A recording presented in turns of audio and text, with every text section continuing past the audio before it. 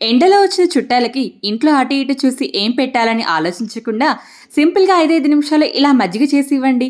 వాళ్ళు వచ్చిన పని మర్చిపోయి మజ్జిగ ఎలా చేశారు అని అడగడం పక్క. ముందుగా మట్టి కుండలో 1/2 లీటర్ పెరుగు వేసేసి ఇందులోకి తగినన్ని వాటర్ పోసి ఇందులో తరగలేమీ లేకుండా వెన్న పైకి తేలే వరకు ఉంటే కవ్వం లేదంటే విస్కర్ పెట్టి చక్కగా జిలికేయండి.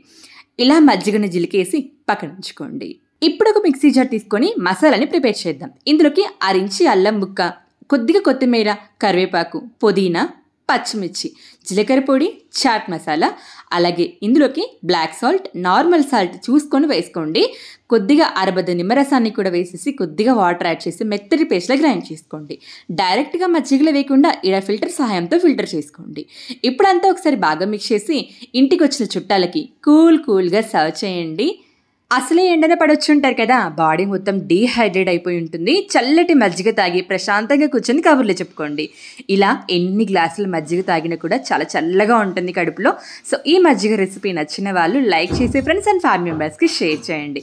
మంచి వీడియోతో మళ్ళీ కలుద్దాం. అంతవరకు బాయ్ మరి.